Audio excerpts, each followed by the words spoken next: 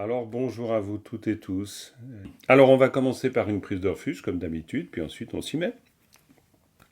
Sangye cho tang tsoge cho namla changchum parato dani kyapsu che dage jinsoge pe sunam drola penchir sangye chum paraisho. Voilà, donc là vous avez à l'écran 29e pratique, mais évidemment on n'est pas obligé de faire tout de suite cette 29e pratique, étant donné qu'on en était plutôt à la précédente, c'est-à-dire la 28e. Donc on est d'accord, les supports ne sont pas toujours les leçons ou les éléments qu'on étudie durant la leçon. C'est pas bien grave, mais voilà, de semaine en semaine comme ça vous avez des supports. Ça vous permet d'avancer si vous avez envie d'avancer, etc. Donc aujourd'hui, à moins que vous me disiez que tout est très très clair pour la précédente, c'est-à-dire la conduite éthique, se faire sinon on y revient. Quoi, on y revient, on l'analyse vraiment parce que je suis pas sûr. Ah non, on parlait de paramita du courage, non pas de l'éthique, du courage pour la précédente. Alors, je crois qu'on l'avait quand même un peu vu ensemble, il me semble, juste entreaperçu, même pas. Je Dominique qui crois fait que une... à la fin de la dernière leçon, on l'a lu. Ouais, on l'a juste entreaperçu, hein, peut-être. Ah, ouais. Mais c'est vrai qu'on n'a pas fait grand-chose. Alors, par contre, la précédente, la 27e pratique, c'est la paramité de la patience. Là, il me semble que c'était bien clair, celle-là. Hein, on est d'accord. Celle-là, voilà, on n'a pas besoin de la refaire. Gewel, on te 2p égale celle-là. Neutiet amtier. Mon marqueur, où est mon marqueur? Neutiet amtier. Rinchin tritang tsum. Te chirkun la shere me pai. Zepa gompa. Gal celle-là yin. Ça, c'est pour la patience. Ouais, Mais, pardon, je dis, on l'a même mis en pratique. on l'a même mis en pratique. Non, mais c'est vrai en plus. Donc, on a eu cette chance-là quand même. Donc voilà. Alors maintenant, Tsunju. Tsunju, Tsunju. Tsunju, c'est un prénom hein, en tibétain. Zepa d'ailleurs aussi. Hein. Les Tibétains s'appellent volontiers par les différentes paramitas. Jinpa, Zepa, Tsunju. Qu'est-ce qu'on trouve encore? Samten, évidemment. Mais on les trouve tous. Tulchim, évidemment. On les trouve tous. Donc celui qui s'appelle En Tsun... français, patience, ça existe. Hein. En Pardon? français. En français, patience, c'est un prénom. Patience, tu as raison.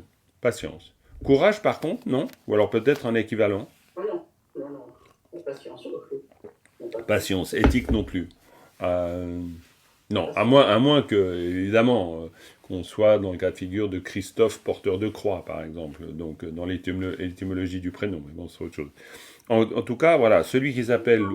Pardon? Non, Clémence, je ne sais pas Clément. comment. Ah, pas mal, Clémence. Ouais, ouais, très intéressant. Ouais, oui, Clémence. On pourrait trouver en grattant un peu hein, des équivalents. Ah, félicité aussi. Oh, bravo, félicité, voilà, on va faire la liste.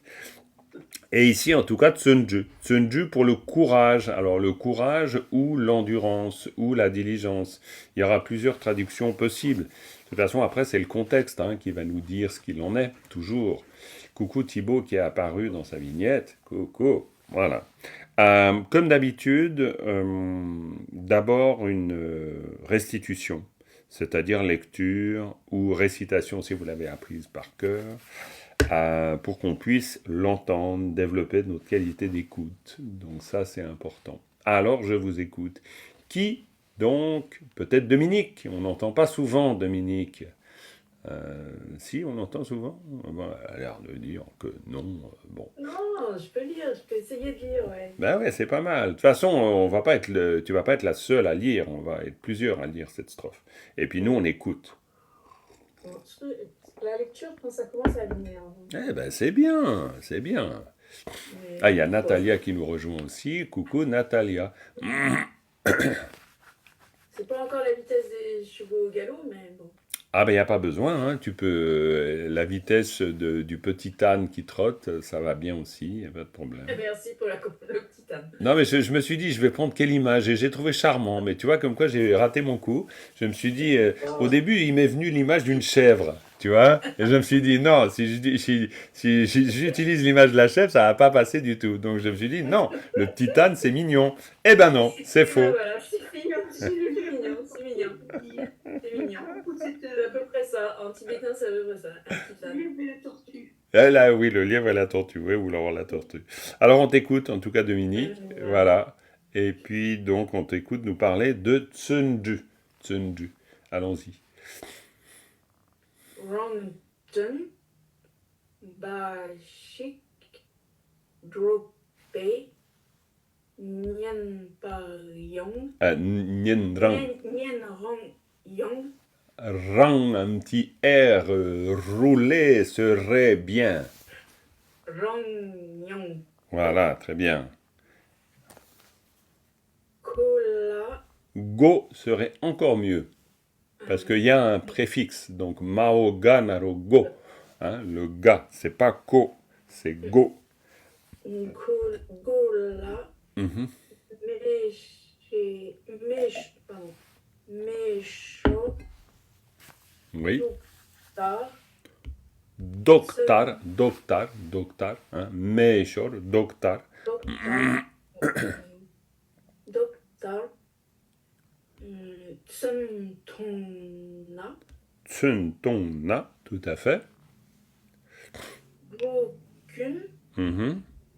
Duntu, Ten tu, par contre, ten, tanaroto na ten, hein, parce qu'il n'y a pas de préfixe, il n'y a pas de suffixe, il n'y a rien. Donc c'est un tanaroto, ten tu. Tuntu, Mhm. Yunten, Chunegi, Attention, c'est plutôt jung à cause du préfixe.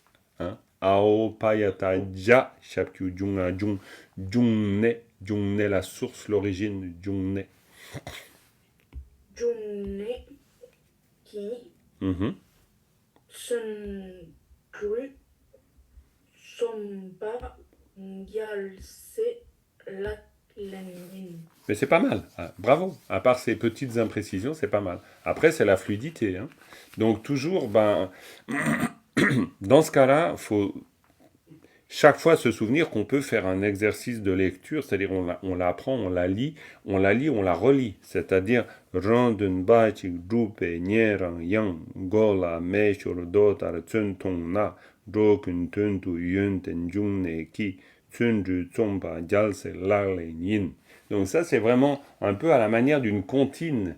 Vous pouvez vraiment la faire tourner. Ça prend pas beaucoup de temps, ça vous prend 2 minutes. C'est un peu comme si on faisait un petit exercice physique, c'est pas plus que ça. Mais ça peut aider, parce que c'est la pratique de la récitation d'abord. En plus, il y a la bénédiction liée au texte. Alors, bon, bah, ça c'est plus particulier, mais bon, quoi qu'il en soit, ça nous aide de la réciter. Donc, récite-la encore une fois, s'il te plaît, qu'on puisse nous l'entendre bien, et que toi, tu puisses trouver aussi du plaisir à quelque chose qui est un peu plus fluide. Essaye voir. Rongten, Bashik, Drope, Nin, Rongyang, Mhm. Gola, Mesho, Shor. Sho, Ouais. Sho, Shor. Faut qu'on entende le ra. Shor. Sho, Ouais. Doktar, Mhm. Suntona, Mhm. Brokun, Duntu, Tuntu. Ouais. Yunten, Junneki, Sundru, Sompa, Gyalse, Latlenin. Très bien. C'est déjà bien mieux. Bien mieux. Tout à fait. Ok.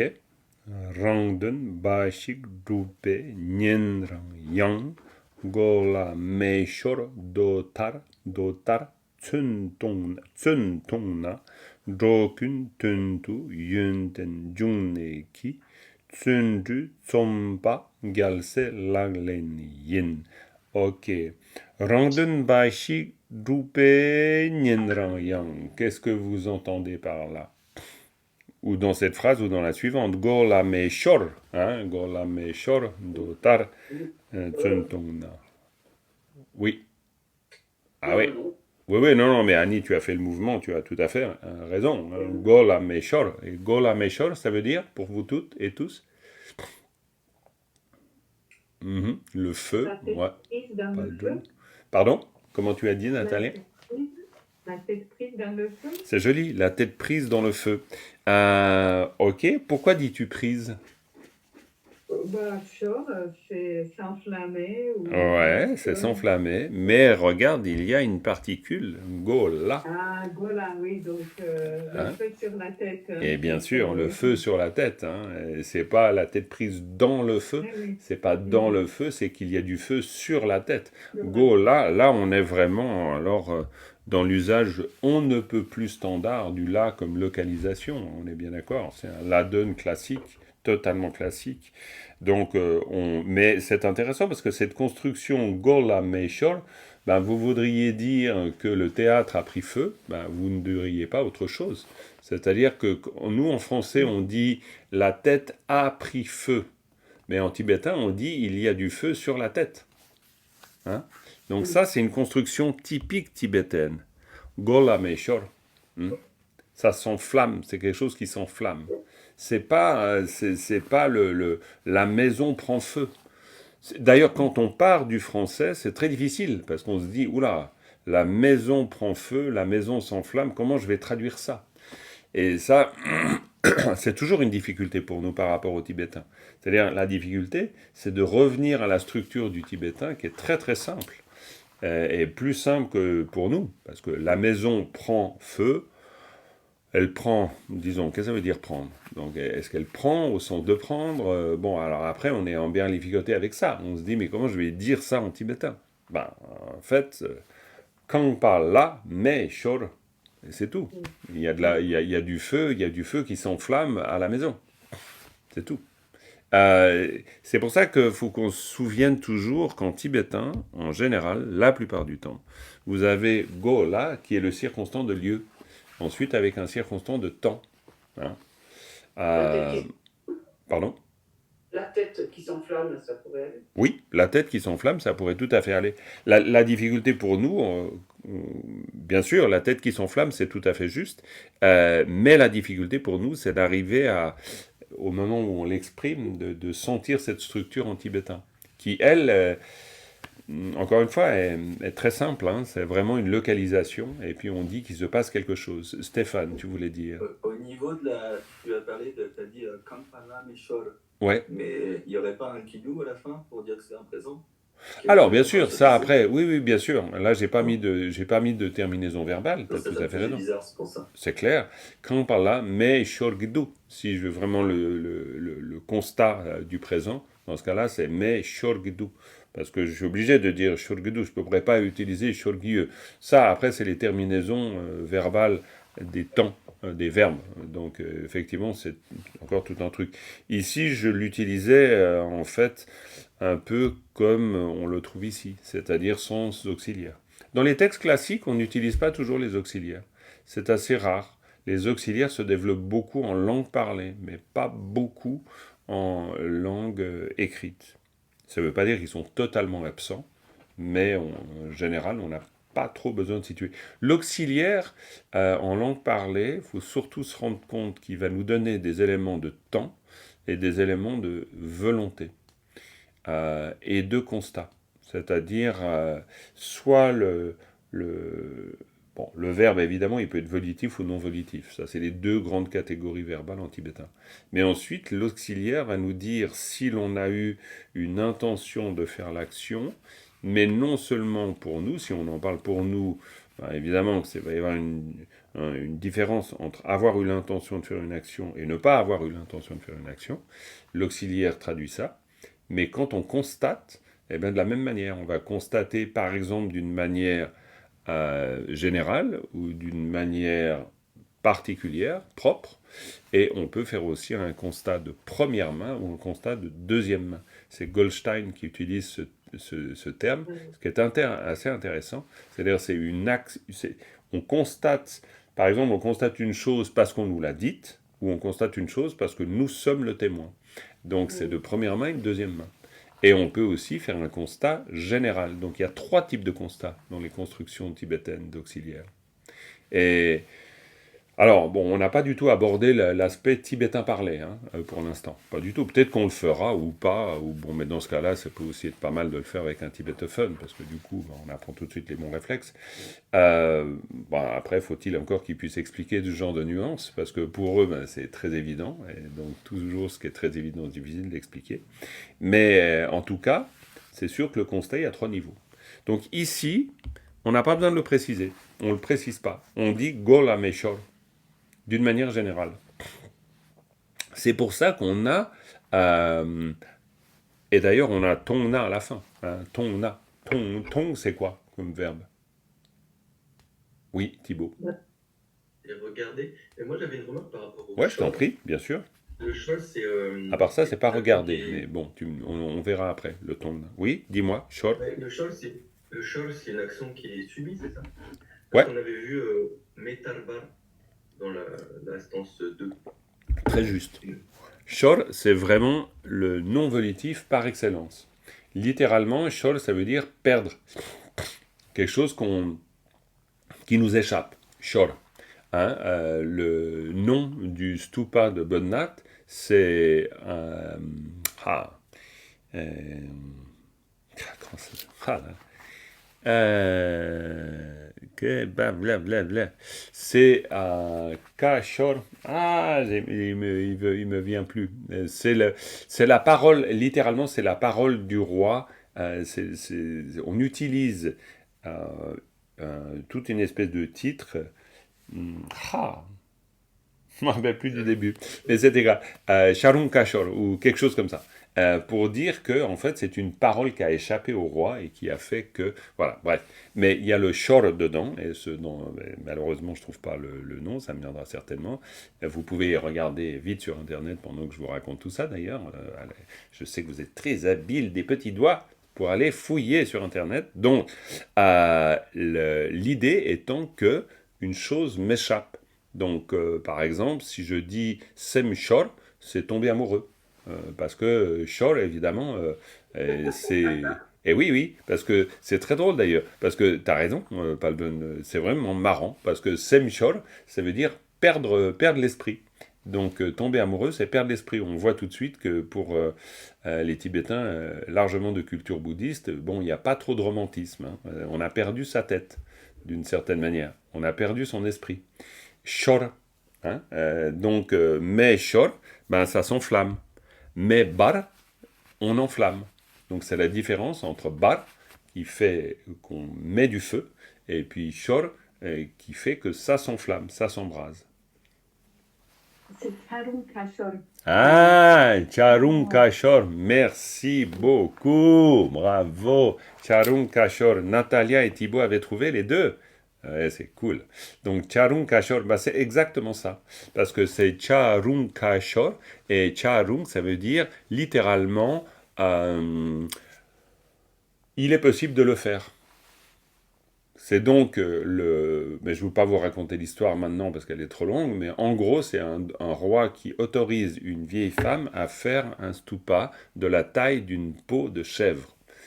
En plus, j'ai trouvé une fois un équivalent dans un mythe grec. J'ai été très étonné de ça. Mais bon, j'ai jamais après retrouvé la piste. Mais donc, Charun, il est possible de faire. Kashor, ça lui a échappé. Le problème, c'est que c'était un roi qui a dit ça, et vu qu'il l'a dit, il ne peut pas se dédire. Donc, Kashor, Ka, voilà, la parole, hein, là, c'est exactement le son de Shor. Ok. Donc voilà.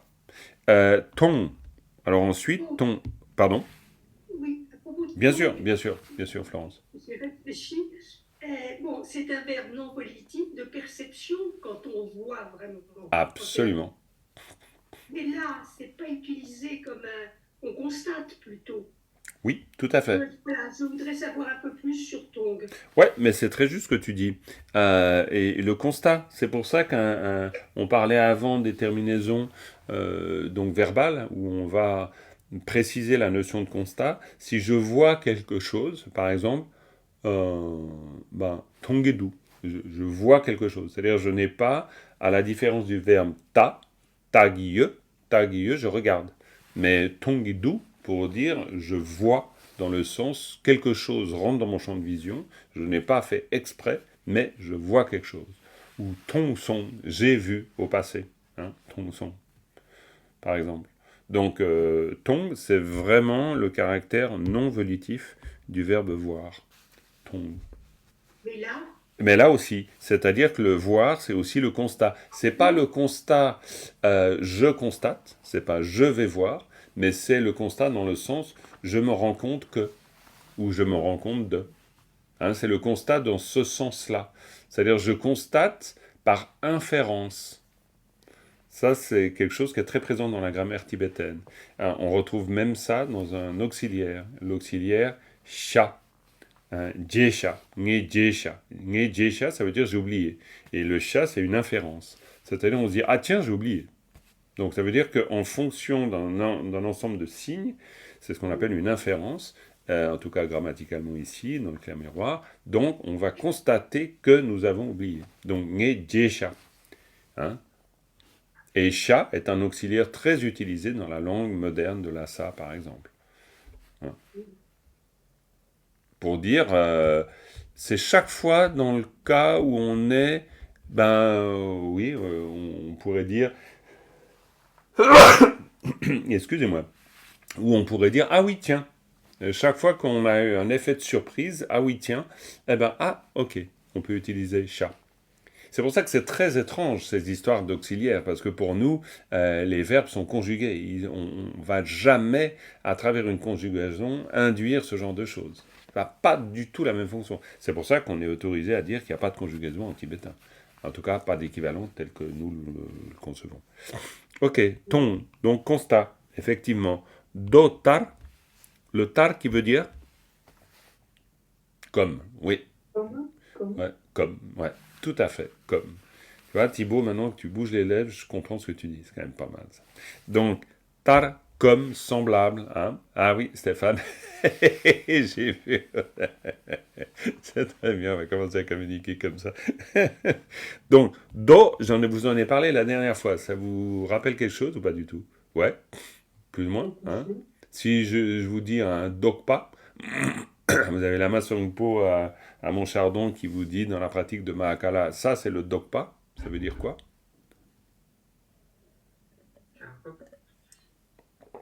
Dokpa, c'est une partie dans un rituel où on contrecarre les forces hostiles. Donc on les bloque. Hein. Dokpa, do, ça veut dire bloquer, fermer, contrecarrer. Hein. Donc dokpa, c'est pas loin d'être conjuré.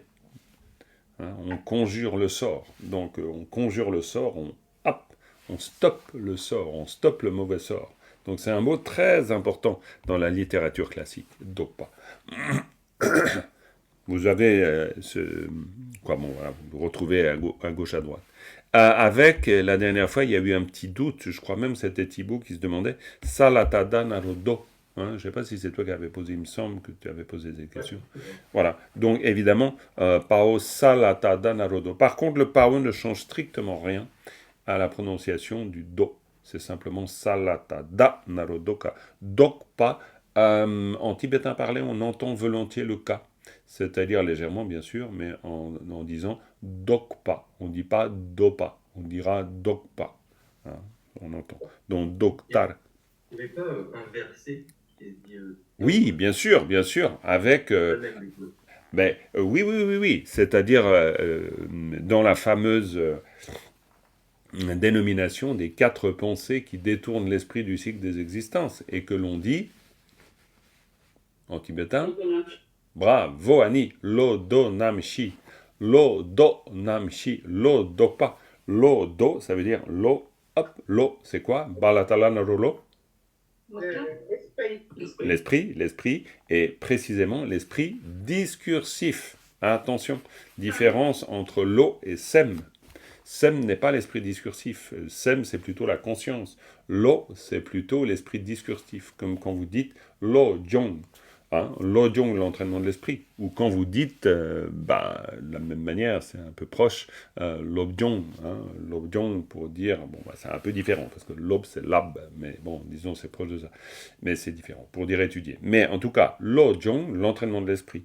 Et si vous dites lodo namshi, lodo, ça veut dire que vous pensez à l'envers. Donc c'est les pensées qui contrecarrent. Hein, c'est des dokpa. Elles vont contrecarrer la logique ordinaire du cycle des existences. C'est assez intéressant de le voir comme ça. C'est le sens de dokpa. Ok, très bien. Donc, Gola Meshor. Et pourquoi parlons-nous de Gola Meshor?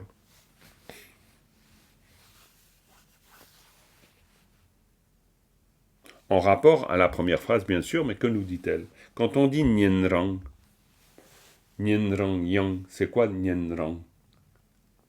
C'est comment est-ce qu'on dit, les Shravaka et les Pratika Bouddha. Tout à fait, Nyenrang, et c'est une contraction de... Niente et Rangisangi ou Très bien, Niente et Rangel ou Rangsangue, tout à fait, complètement. Oui, c'est la contraction, Nyen et Rang, c'est la contraction de Shravaka et Pratyeka Bouddha. Les Shravaka sont les auditeurs. On trouve beaucoup dans les textes classiques les auditeurs. Les auditeurs, c'est les disciples du Bouddha, en fait, au début. Celles et ceux qui écoutaient, effectivement, Nyen. Oui, tout à fait, Annie. Tu fais le mouvement vers ton oreille. Et Nyen, c'est aussi Nyen, si on veut dire la boucle d'oreille. Hein, Nyen. Donc, écouter, c'est le verbe écouter. À la différence de entendre. oui. Entendre, c'est quoi? Go. Hein? Te, bravo. Te. Te, nien te, c'est comme ton ta. Souvent d'ailleurs, vous voyez ça dans le clair miroir, Nicolas Tournade parle de la possibilité de... Alors il ne le pose pas comme une règle absolue, dans mon souvenir, il faudrait reprendre ça, mais où il parle des verbes causatifs et résultatifs, qui est une autre catégorie verbale, qui en gros revient à des volitifs et non volitifs, on est bien d'accord. Mais lui, là où il parle de causatif-résultatif, c'est des copules de verbes, c'est-à-dire c'est des verbes qui vont par deux. Et les verbes qui vont par deux, c'est du genre écouter et entendre, voir, regarder.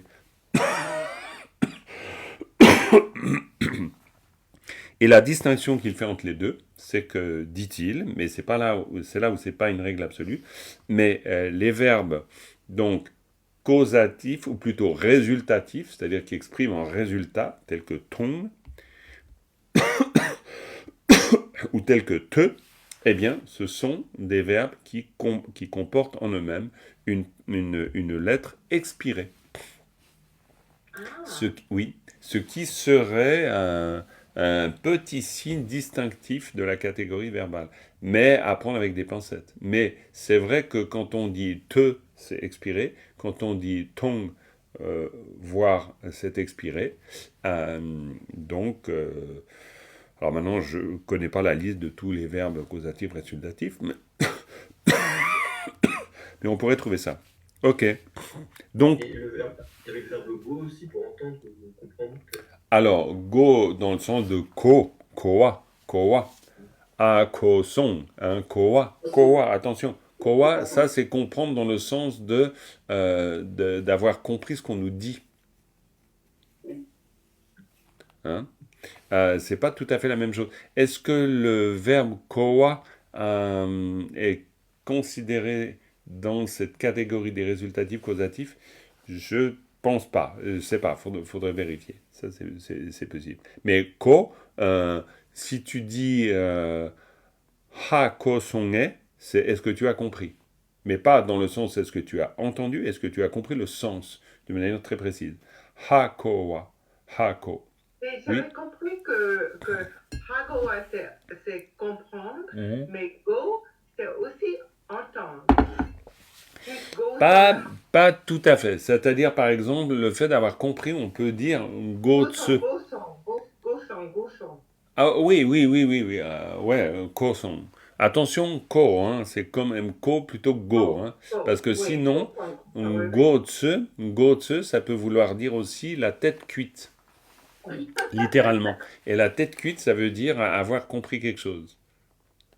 Oui, oui, bon, mais là, j'ai pas complètement vérifié. C'est plutôt là du tibétain parlé comme ça. Mais il y a des choses rigolotes comme ça. Mais ko, oui, par exemple, si quelqu'un te dit quelque chose, puis on dit kosong, kosong, ça veut dire j'ai entendu et j'ai compris. C'est un peu les deux. Oui, exactement. C'est un Ouais, peu les deux. c'est un peu les deux. C'est un peu les deux.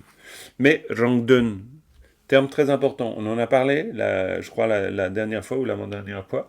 Rangdun, ça va avec ça paraître.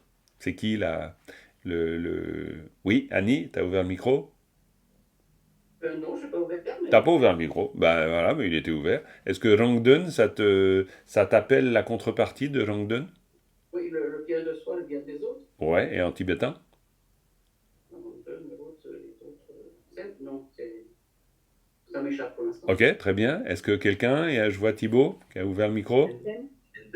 Shendun, bravo. Natalia, Thibaut, impeccable, bravo. Donc, Rangdun, Shendun. Je vous le souligne parce que, disons, c'est juste l'idée de prendre un peu l'habitude. Chaque fois qu'on voit, il n'y a rien d'obligé, bien sûr, mais chaque fois qu'on voit quelque chose qui fait appel à ces espèces de couples de mots, c'est pas mal, on peut un peu s'entraîner. Rangdun, Bashik. Bashik, c'est quoi?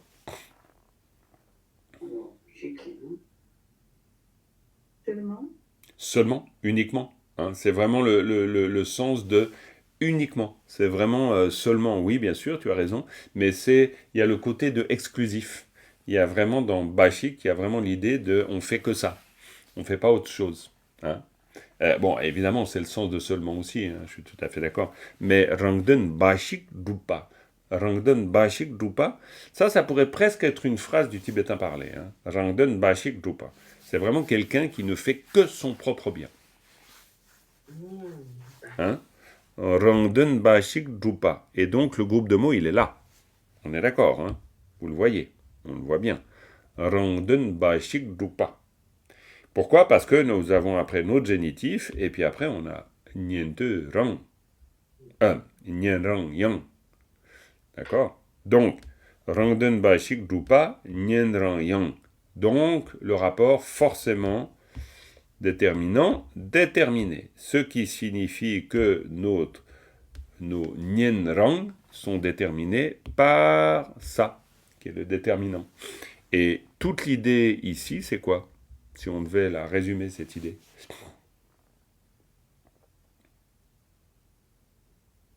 Vouloir atteindre l'éveil juste pour son propre bien. Tout à fait, c'est déjà une idée très développée, sinon c'est l'accomplissement individuel. Hein? Ça pourrait être une manière, c'est très bien ce que tu as dit aussi, mais dans l'idée de nominaliser avec le drupa, on pourrait dire un accomplissement personnel, alors, bien sûr, on peut le dire ce qu'on veut, mais du coup, on pourrait dire que du coup, les nien rang, eh bien, ils se qualifient par ça. C'est un rapport qualifiant-qualifié, hein, pourrait-on dire. C'est-à-dire, c'est les auditeurs, c'est les Shravaka et les Pratyeka de Bouddha qui accomplissent leur bien. Uniquement. Parce qu'il y a vraiment l'idée de n'être que, vraiment que, focalisé sur son propre bien. C'est la grande critique du Mahayana. Hein. On est bien d'accord. À peine voilé ici. Mais voilà. Yang, c'est quoi la fonction du yang dans un contexte comme celui-là? Oui, Stéphane. Même si, bien que là. Bravo, même si, bien que. C'est une particule qui est en général accompagnée de deux autres, lesquelles? Yang et Kyang. Ah non. Oui, si. Ang. Ang, tu as dit Ang? Ang, très bien. Oui, Ang, Kyang. Bravo. Ang, Kyang, Yang. Ang, Kyang, Yang. Yang, Kyang, Ang. Hein, vous pouvez les dire dans le sens que vous voulez.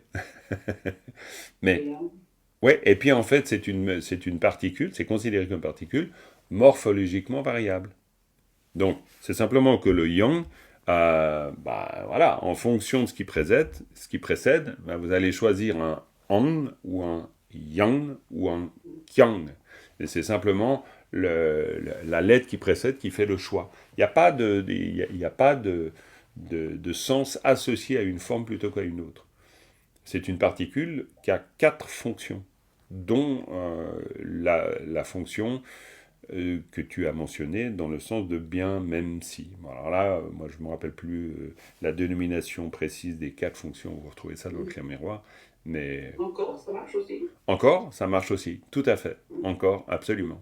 C'est pour ça, ça c'est une des fonctions où on va ajouter, alors, bon il y a un terme pour ça, c'est les catégories tibétaines d'ailleurs, hein. Khézong Gyurmé, là en l'occurrence, Tournat traduit bien Khézong Gyurmé, pour dire que voilà, il y a des fonctions différentes. Hein, il y a des fonctions différentes à ça. L'idée, globalement, c'est l'idée d'un reste, hein, bien que, même si, aussi, il y a, etc. Il y a une espèce de suite qui va arriver. Ça, c'est clair. Et là, le yang, c'est dans une des fonctions me revient, c'est adversative. C'est, voilà, adversative. Pourquoi ? Parce que, on peut faire ça, mais franchement, ça n'a aucun sens. Par exemple. Donc là, on est dans une opposition. Ce qui fait dire d'ailleurs à des auteurs français que tout ce qui est avant le mais est donc nul et non avenu. Parce qu'effectivement, dans une phrase, quand tu dis oui, je constate qu'il y a eu ceci, cela qui a été fait, mais quel est le sens ? Ce qui est une façon de dire que tout ce qui est avant le mais n'a aucun sens. Bref, c'est une autre histoire. Mais là, le yang, ça veut dire que bien que, même si ils ne sont que tournés vers leur bien propre, hein, eh bien, Gola Meshor, Dotar, Tsuntong-yang. On les voit agir avec diligence pour éteindre le feu sur leur tête. D'accord ? Donc, c'est ça l'image. Ça veut dire que, bon, même eux, c'est dans le sens de même eux, ils vont... Alors, Gola Meshor, c'est l'image de quoi ?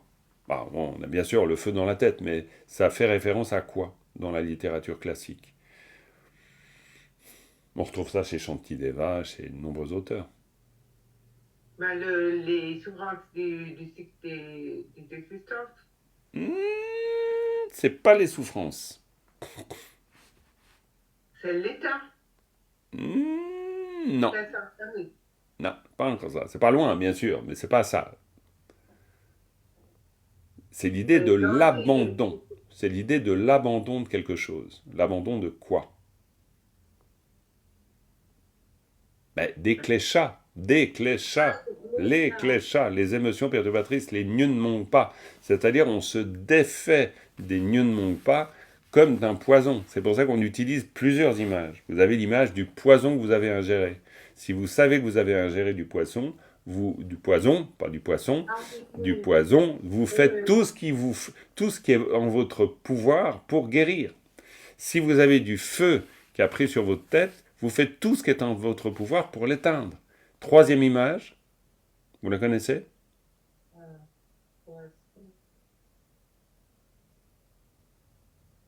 L'image du serpent sur les genoux. Si vous avez un serpent sur les genoux, vous bondissez en l'air pour vous en débarrasser. Et donc, ce sont 3 images qui disent quoi ? Tsunju, la célérité, l'énergie, et qui disent bien quelque chose de super important. Gola Meshor. Gola Meshor, ça veut dire que c'est pas juste que vous éteignez, c'est que vous éteignez avec urgence. Donc, Tsunju, c'est pas seulement le courage ou l'ardeur, mais c'est la rapidité dans l'action. C'est-à-dire, on pourrait presque dire que c'est l'idée d'urgence. Vous voyez l'idée ? Ça, c'est très important, hein, parce que très souvent, ces images classiques, nous, on les prend pour des gentilles petites images qui nous racontent 2-3 trucs, mais en fait, si on y réfléchit bien, il y a toujours un sens très profond. Parce que c'est, par exemple, là, en l'occurrence, pas seulement le fait de faire quelque chose, qui serait donc grave. C'est pas la gravité sur laquelle on insiste. C'est l'urgence de la situation.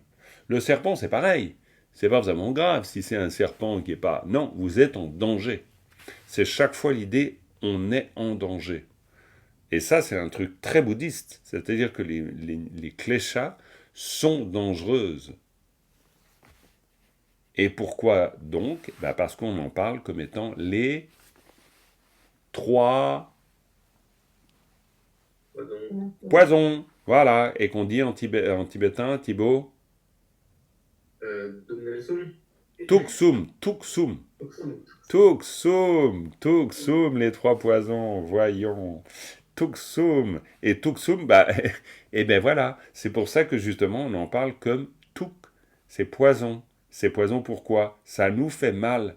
On oublie beaucoup ce genre de choses. C'est pour ça que je me permets de vous le souligner. Parce que ce qui est très intéressant quand on fait du tibétain, c'est qu'on fait du dharma. Bon, ça, évidemment, c'est pas à vous que je vais le dire.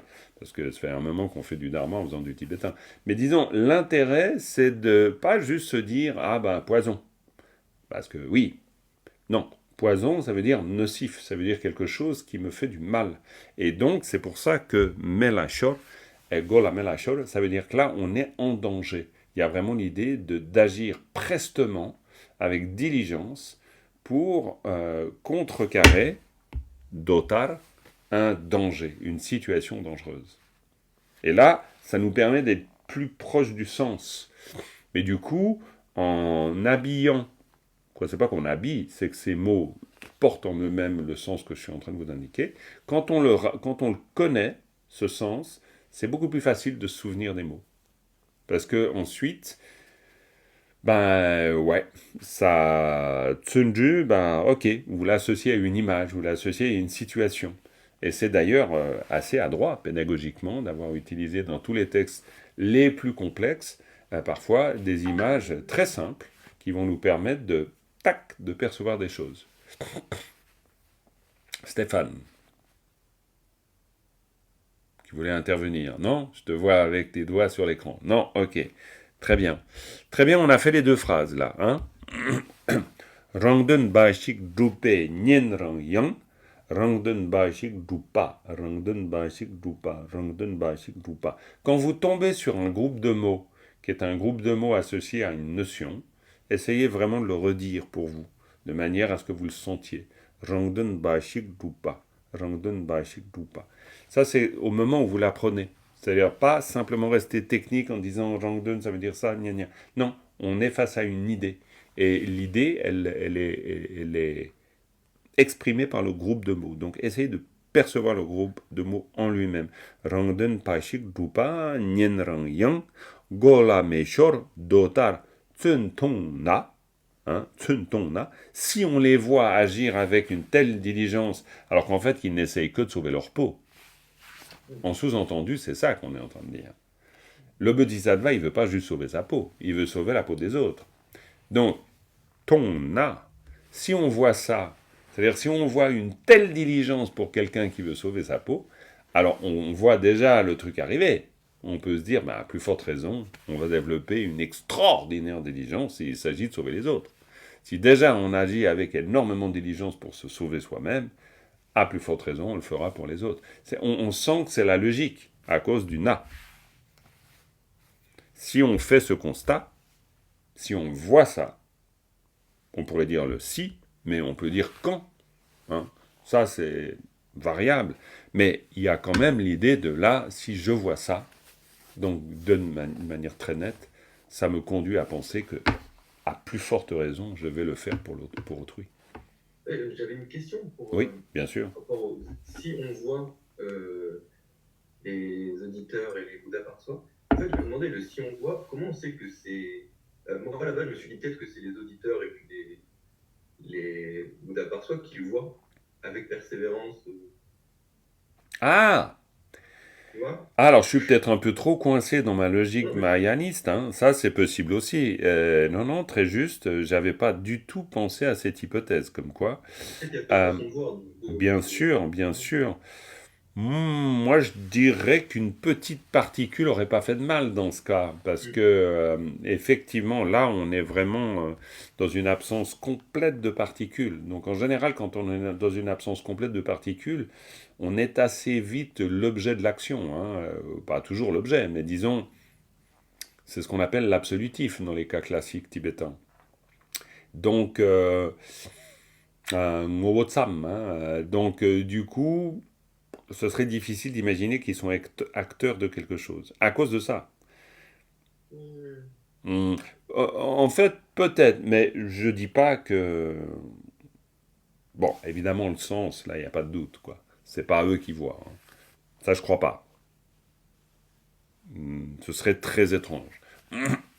Mais, quand il y a doute, ben, un auteur classique mettra une particule. Il pourrait le mettre en disant...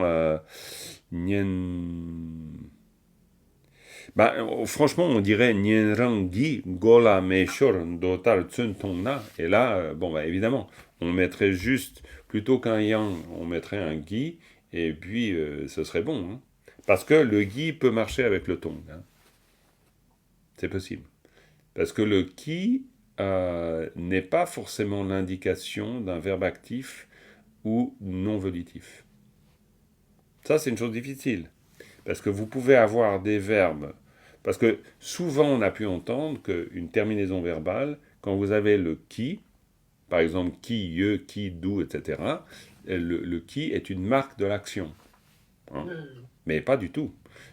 En général, le qui est une marque du différenciatif et de l'indifférenciatif. Alors ça, c'est un autre truc, mais ça veut dire que ça, c'est une autre... Oui, c'est sûr.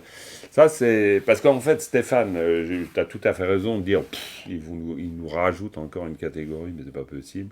Tu as raison. Non, mais c'est pas ça, c'est que je comprends rien, mais vas-y. Non, mais je comprends qu'on comprenne pas grand-chose au début. En fait, c'est assez simple. C'est un peu comme imaginer un tableau à 6 entrées. C'est-à-dire, vous avez 3 catégories. Vous avez la catégorie volitive, non volitive. Clairement. Pourquoi? Parce que soit on est acteur volontaire, soit on est acteur non volontaire. Pareil pour l'autre. Ensuite, vous avez causatif, résultatif. Pourquoi? Parce que il va falloir exprimer de temps en temps qu'une action, elle a été faite justement volontairement, ou une autre action, la même, a été faite involontairement. Pourquoi je dis la même? Typique, le verbe casser.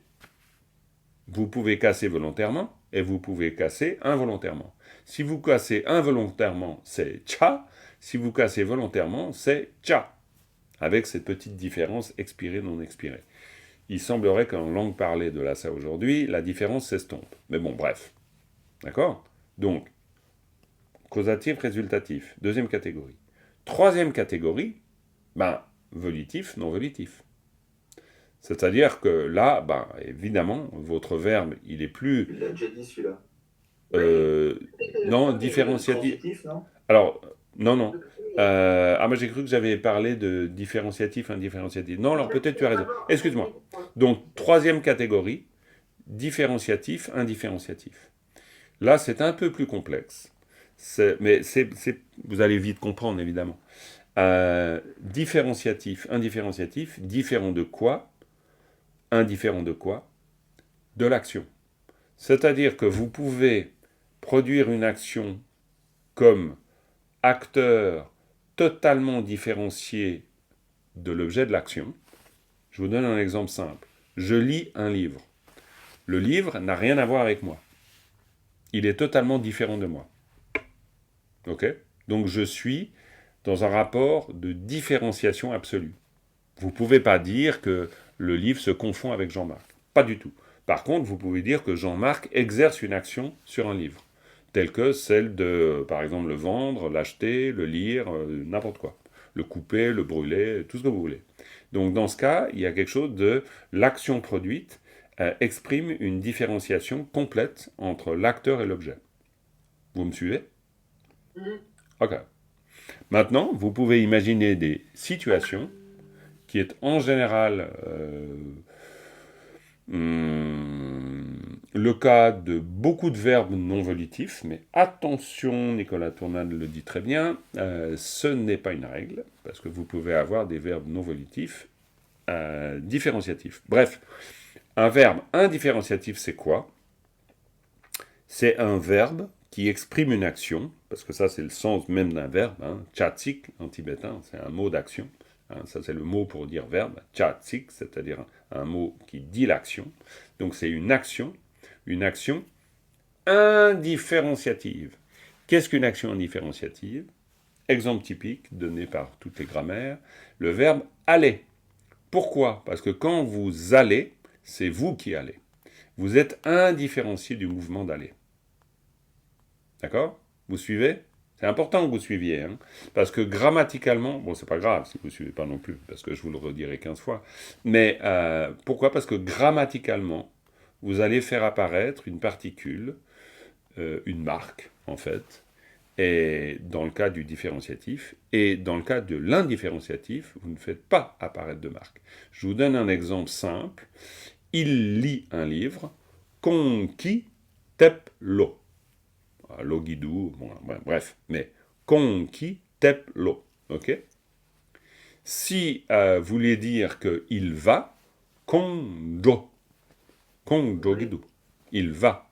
C'est-à-dire vous n'utilisez pas de particules dans la terminaison verbale pour dire konki jogidu. Archi faux.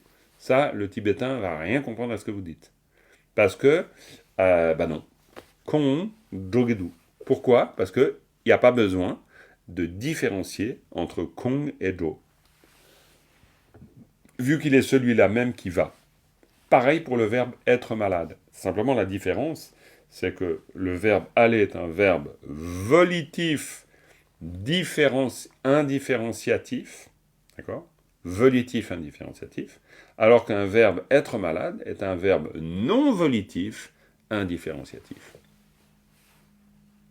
Mais le verbe casser non volontairement est un verbe non volitif différenciatif.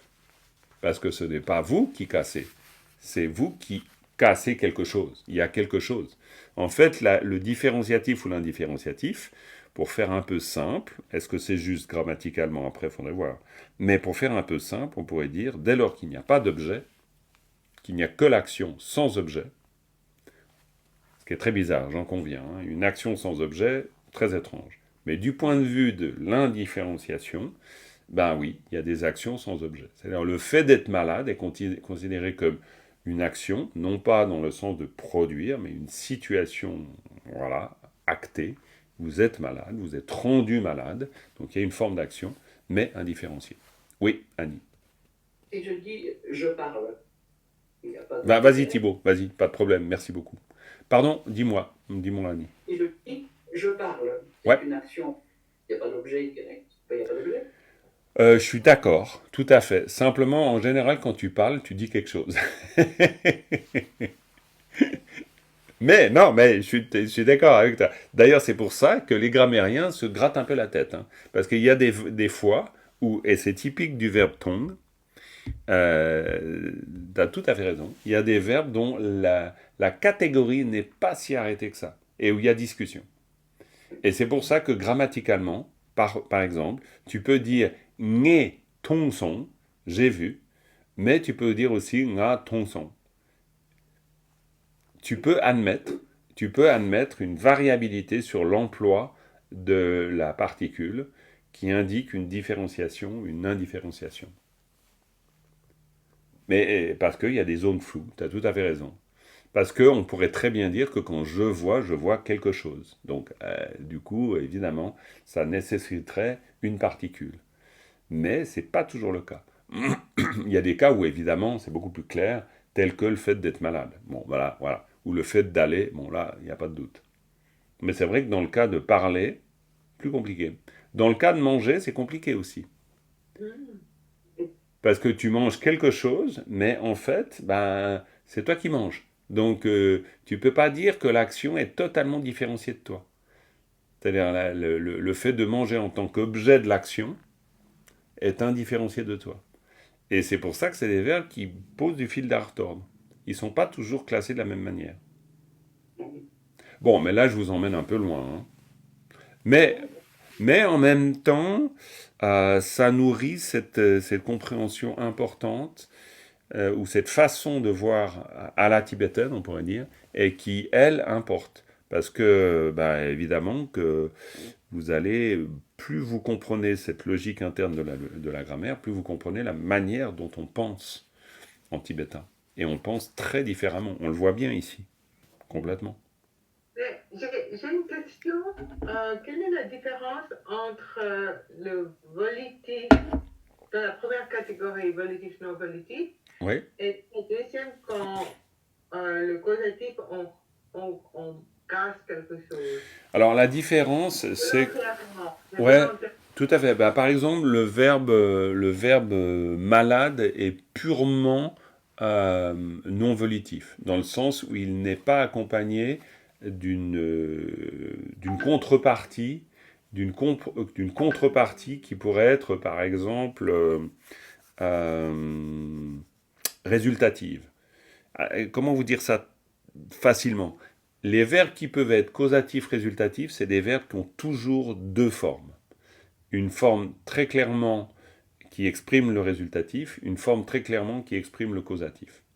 Dans le cas de malade, il n'y a pas cette ambivalence. C'est toujours non volitif. C'est toujours je suis malade. C'est toujours être malade. C'est pas, on pourrait dire, rendre malade. Évidemment qu'on peut dire rendre malade, mais on le dira autrement. On ne va pas considérer que l'action verbale peut être le fait de deux situations. Alors que pour le verbe, il y a toute une liste que vous pouvez retrouver dans le clair miroir, et qui est d'ailleurs très intéressante, et vous verrez que c'est des verbes tels casser, tels...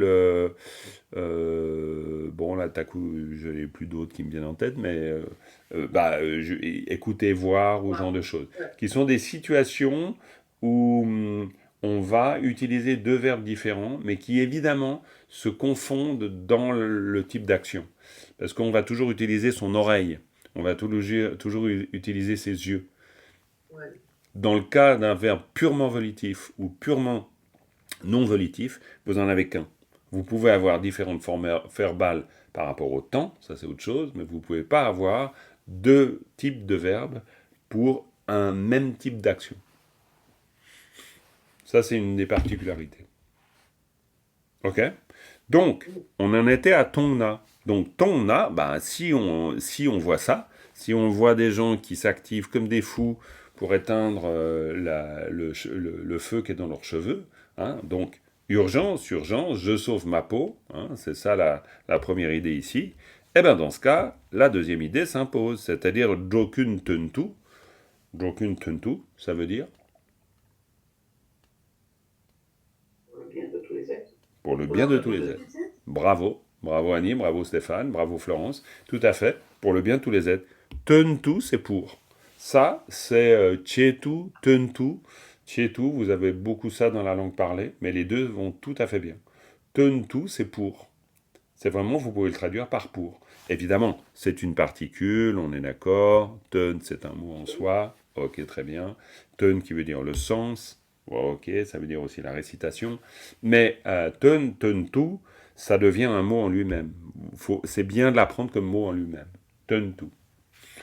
Pour, tout simplement. Donc, jokun, alors donc c'est facile, hein. Jokun, c'est pour tous les êtres. Pourquoi? Parce que c'est les jowa. Nous sommes bien d'accord. Hein? Jowa. Jowa. Jowa tamche, semchen tamche. On pourrait mettre ce qu'on veut. Après, il ne faut pas oublier que l'auteur... il doit composer avec un certain nombre de pieds. Donc, il n'y a pas le choix. Donc, semchen tamche, c'est plus difficile de dire sem tam. Ça ne se dit pas. Par contre, jokun, c'est super pratique parce qu'en 2 syllabes, tu as réglé le problème. Quand tu as besoin d'une économie de syllabes pour faire avec le nombre de pieds, mais évidemment que le jokun, est parfaitement équivalent du semchen tamche. Totalement dans l'idée. Donc, jokun tentu, jongne ki, voilà. Jokun tentu, c'est-à-dire pour tous les êtres. Ensuite, yunten, facile pour vous, non? Qualité. Qualité, bien sûr, les qualités, hein, yunten. Ça aussi, c'est un prénom, yunten. Hein? Oui. Voilà, yunten. Jungne, je l'ai un peu dit avant, mais vous vous en souvenez, je pense. Source, ouais. Source, l'origine. Source, l'origine. Si vous voulez dire la particule ablative, vous dites quoi? Jungkung Kidu, Jungkung. Kida. Jungkung Kida. Et Nathalie l'a dit aussi. Bravo. Jungkung Kida. Et, pardon? Jungné, c'est aussi un nom. Jungné, absolument. Jungné, c'est aussi un nom. Tu as tout à fait raison. Donc, Jungné, Jungkung, la source, l'origine. Hein? C'est complètement ça. Donc, ici, Dokun Tentu Yunten Jungné ki tsunju. Hein?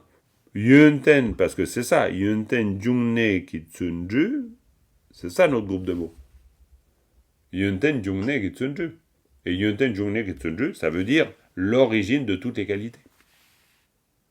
D'accord? C'est-à-dire l'origine de toutes les qualités de la diligence, bien sûr.